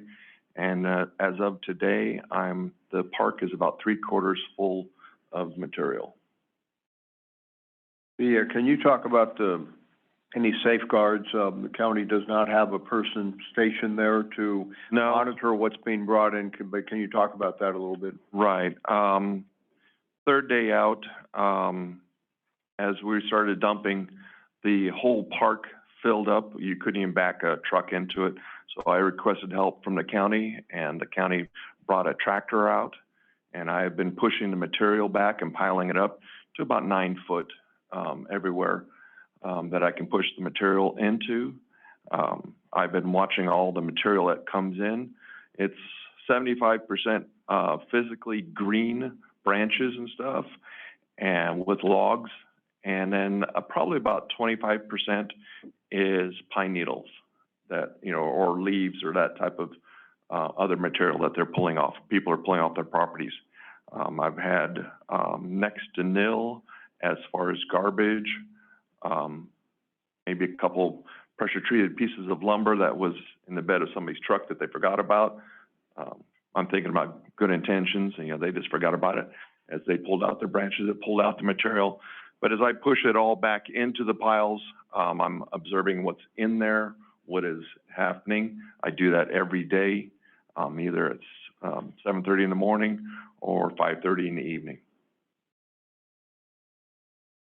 That was my only problem was the amount of pine needles coming in. To me, yes, you're taking combustible material out of the neighborhoods, but we had a pine needle program run through the Amador Air District. So to me, people are somewhat taking advantage of the site by putting this material in there that the county's going to have to pay 75% of will be covered by OES, county would have to pay 25%. Understand, but the one thing is that, the amount of material that is sitting in the park right now far exceeds what the air district had been paying for. You know, the amount of material that's sitting there, you know, it is just an incredible amount. It is, and, you know, people are so much appreciative because they didn't know what to do with it. What I'll say along that line is maybe something the air board may want to look at, rather than having dumpsters, have, Jeff's landing pad, because it's probably a whole lot more cost effective than a dumpster, I would think. And it is highly possible. I need to, with this board's permission sometime in the future, I'd like to see where we can get some community help, you know, BLM, get me some assistance from BLM, because they have the property. I don't want to have the baseball field always as a dump area, but there's BLM property across the street, and they're planning, hopefully in the future, to do a timber harvest on that side of their property. And then maybe we can get some other assistance from other areas. This was just an emergency, and it was the amount of material that we had up there that needed to be something done with. The county hasn't even had a chance to fully clear all the roads. We still have material sitting along county roads that we're getting a contract for to get that material out of there. It's just an incredible amount that the 16 years that I've been out there, I've never seen this amount of material that has come out of the hills. It would be nice to have a biomass plant functioning. I would love it. But, I was talking to Supervisor Brown this morning about that if the biomass plant started operating in Buena Vista, or was still operating in Buena Vista, then this would probably resolve itself. They would probably come and take that as biomass and burn it for free. Net cost to the county is zero, but now we're asking for significantly more than zero. Now, people have been bringing this material from dump trailers. One of my favorites is I had a Tesla come in with a little itty bitty trailer behind it. He's bringing in green waste, branches and material, all the way down to a gentleman who walked in with a wheelbarrow. You know, it's an incredible amount that these people are bringing into there. I think you've been fortunate, probably because of the time of year, that you're not having the landscapers and everybody else come in and dump at an unmonitored site. That was a problem we were having with the air district, with material being brought in. Yeah, the one thing about most of this material, you know, as far as, you know, there was always the afraid of landscapers. You know, we don't have that many landscapers, you know, up there. You know, people are crying for landscapers to come in and assist them, you know, and there're just not that many up there. So it's kind of a muted point. Just the fact is that, you know, that capability is not there. And then the couple of them that I have talked to, they're making this price break to their customers. It's not businesses that are doing this. This is individual people that, you know, these landscapers are going to, and, you know, they're making that cost breakdown to them. Any further board comments? Have we looked at every possible way of eliminating this? Are there portable biomass capabilities? We're not sure how we're going to move it out yet, and we are working on that. Could it be incinerated on site? We could. We would probably have to bring an air curtain in, and that, I think our costs would be more than trucking it out would be. Okay. And but whether we chip it on site and then haul it out, and where we haul it to, it's all up in the air. But all options are on the table right now. You know, as far as that air curtain burner, doesn't CAL FIRE have some of those? They might. That's a good question. We might be able to borrow one of those. Last time I talked, maybe they want to do some training. Right. That's worth a call. We will do that. We'll figure that out as we go forward, but right now, is there any public comment? Yes, Cindy. Yeah, Cindy, you got connections at CAL FIRE. Help us out. Hi, my name is Cindy Grandboyce. I'm a county resident. We've had dialogues on this situation up there and everything. And I think everything was with the best of intentions. I would like to see the pile burned. If you have to break it down into smaller piles, I would rather see the county buy a chipper. Is it cheaper to haul off chips than the entire load? Is it cheaper to buy a chip trailer, belly dump, and a chipper and haul it off once a year ourselves? Is this a once a year thing? Is this a one-time emergency?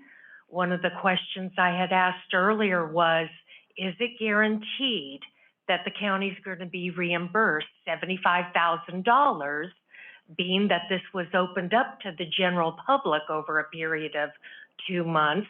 Will Cal OES come in and say, we can't deem this all storm damage, so we're not going to cover it? I have those fears. And I'm also just not comfortable funding something when we are not even sure of what the process is. That's why we're taking our time, I think, and trying to figure it out as we go along. I agree with you on the material. That's one of the concerns I had. Yes, it is removing a lot of material that may or may not be designated as from the storm, but I think we need to work those details out. Supervisor Oneto, this is your wheelhouse. Got any good old-fashioned potential remedies for this? What you said about a fire would probably work, but you'd probably make the news if you did it. Well, can't you break the piles down, though, and feed it? I mean, all you really need is a tractor and, you know, maybe one It's a possibility. I mean, $100,000. It's a lot of money. One problem is a lot of the branches are green. Now, maybe they'll dry out in time, possibly. What about wood angels for the logs that are in there? They don't want them. They're buried in wood. They don't want anything. Well, they're fed right now by PG&E, so the logs are coming directly to them. So they don't even go and hunt for wood anymore. I mean, fire would be a lot cheaper, but then it's worth looking at.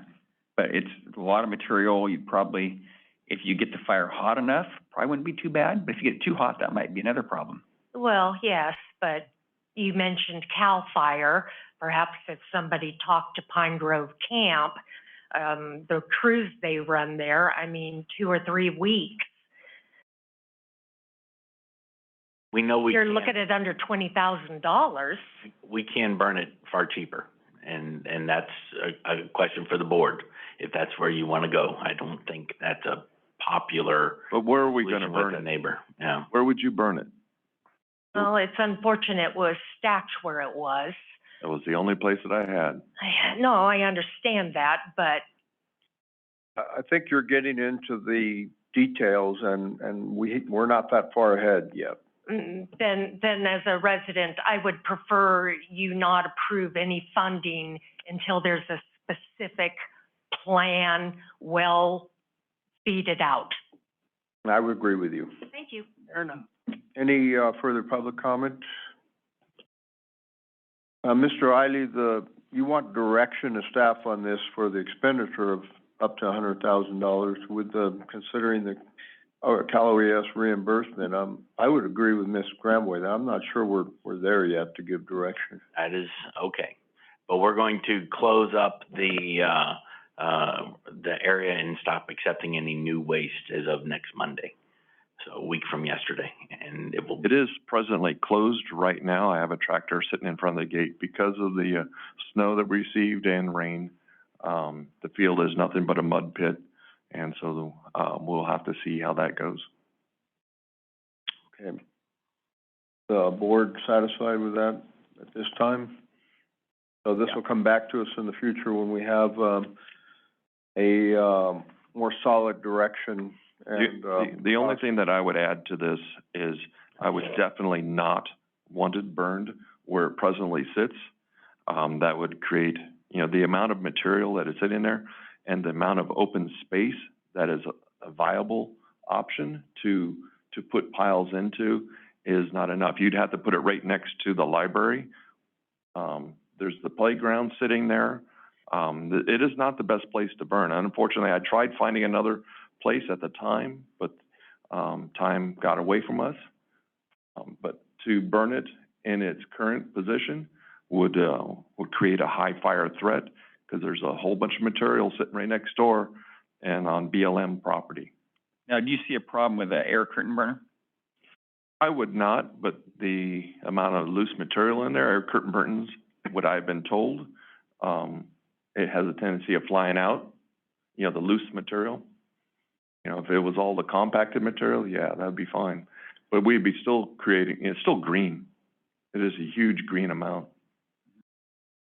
I like burning things on my own property. I'm not sure that's the best option for up there. I would think a lot of people brought their waste in assuming it would not be burned on site, but, that's part of the discussion.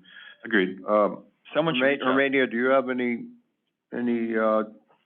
thing you'd like to add to this?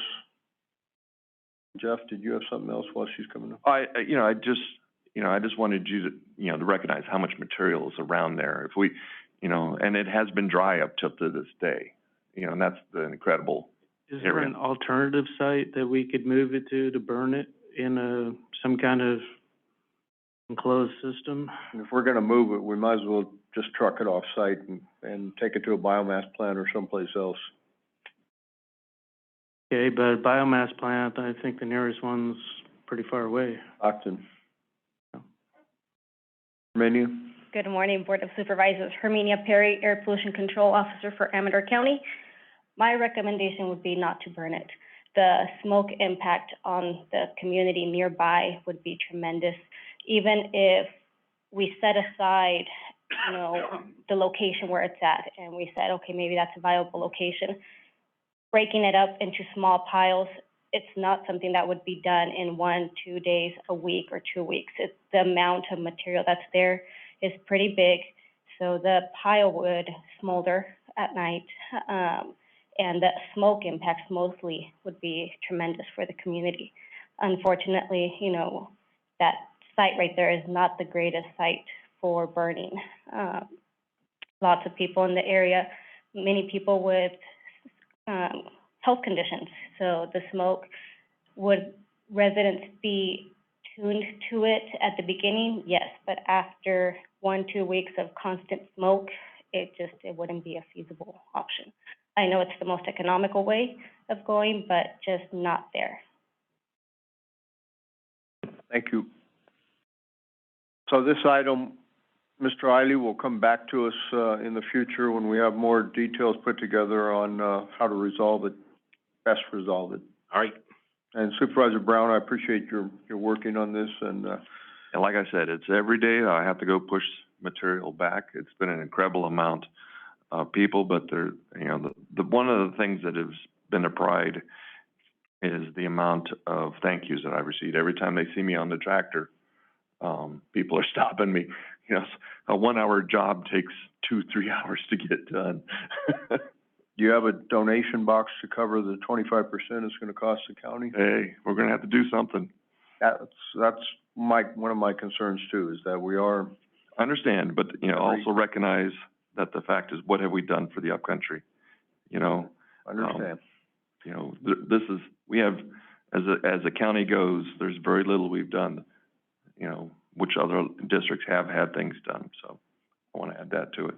Okay, we'll let it go with that. And I would encourage people, if you've got dry material, gosh, if you have the room, burn it. If it's dry, it's so much better for everything all the way around, as far as, just miles of road travel, cars, on roads. And then we're not trying to figure out what to do with it. Okay, let's move forward then. We have a time-certain agenda item on code enforcement, discussion and possible action relative to adoption of the Administrative Hearing Board's findings and recommendations without further notice on a hearing, or setting aside the matter and scheduling a future de novo hearing before the Board of Supervisors. Property is located at 14918 Raven Road in Pioneer. And Ms. Keller.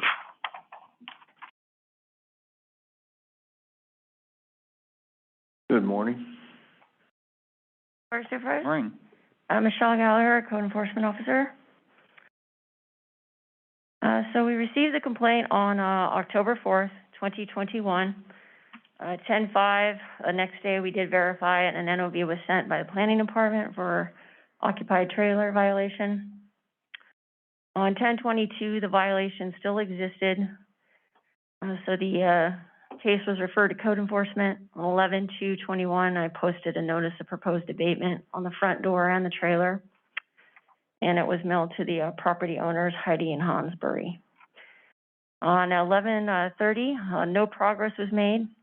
I ended up knocking on the trailer, and a gentleman came out by the name of Sean Ness. He stated he was in the house with the tenant, Melissa, and her boyfriend, and he's going through a divorce, so she allowed him to stay in the trailer. And he stated he would disconnect and get a cover by next week, and talked about trash. We talked about the trash burning in Greens, because right by the trailer, that was being done as well. And he said he would get it done. On 12/7/21, I received another complaint that he was living in the trailer again. Tried to call Sean with the contact number he provided with me, but the number was no good. On 12/9, first notice was returned. So I reposted the notice on the trailer and sent the notice to the property owners again. Sean again came out of the trailer, stating he couldn't take it anymore with Melissa in the house, and he would leave after Christmas. So I let him know I would check back after the New Year's. On 1/4/2022, the trailer was still there. Sean came out of the trailer, stating he was house sitting because Melissa was in the hospital, and I asked, why doesn't he just stay in the house? His response is, go ahead and do what you got to do. I'm staying here to watch the house. So I let him know that it was going to move forward to a hearing. On 1/21/22, Sean did call me and stated that he was living in the house again and wanted to know what he wanted to do. So I did call him back to let him know that, again, I needed him to disconnect the trailer, cover it and secure it, and also provide proof that he is renting in the property, and that I also would like to have the contact information to the property owners. As of today, he has not contacted me or provided me with that documentation. So we're asking that you adopt the hearing board's finding and recommendation to abate the unpermitted occupied trailer existing on the subject property of 14918 Raven Road, Pioneer, California, and that non-compliance with this order shall result in securing a court order to have the tenant removed from the subject property, and that the county shall be entitled to enter onto the subject property to inspect for compliance with this order. Any questions? Thank you. He was aware of this hearing today, correct? Yes, I did go back and also did the same thing, posted the notice on the trailer as well as sent it to the property owner and posted it on the door. And Heather, there's no one on Zoom for this, is there? Not at this time. Okay, so, Yeah, no one did share, no one also didn't show up at the hearing abatement notice either. any board questions? Yeah, I just had a curious question. You want them to send a rent contract as far as the home? Couldn't somebody just have a friend stay in their home? Well, if he's saying that he is obviously staying there, I want to be able to talk to the property owners. So even if I get contact from the property owners, a good way to say that, because he keeps going back and forth that he's saying, I'm in the house, but then I'm getting calls that he's living in the trailer. So it's been multiple calls. So once I go there and he says he's in, very next day or the next week, I'm still getting a call that he's back in the trailer again. Yeah. So I would like to have documentation from the owners, because apparently Melissa is the tenant in the house, but all I get is information about her. I'm not getting any information from the owners that they're allowing him to stay there. Okay, yeah, not necessarily a rental agreement, just something from them that they're aware of the situation. Mhm. Okay. Based on your history with him that you've documented, he hasn't been very truthful about his situation and what he's actually doing. And based on his last statement, go ahead and do what you got to do. I think it's time for this board to do what we got to do. Yeah, every time I've gone there to post something, he's been in the trailer. Yeah. So. Any, other board comments? Any public comments? Then I'm looking for a, motion from the board. Let's see, this is, It's a public hearing, isn't it? this is not a public hearing, so we just take a straight action. Okay, wait, okay, right, okay. I'm certain, yeah.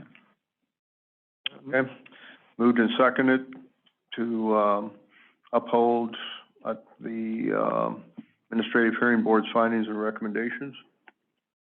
Any further discussion? All those in favor? Aye. Aye. All opposed? Motion carries. Thank you. Thank you. Have a good day. A couple more items on our agenda, should not take too long. The next item, item, 3H,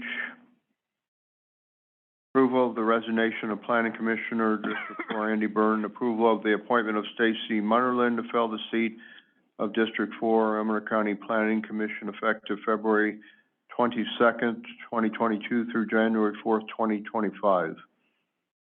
And the item was advertised in accordance with the rules for unanticipated vacancies. Supervisor Axe, do you have any comments on this? No, not really. I mean, Mr. Byrne was a longtime, planning commissioner, and, he stepped down for various reasons that are outlined in his letter.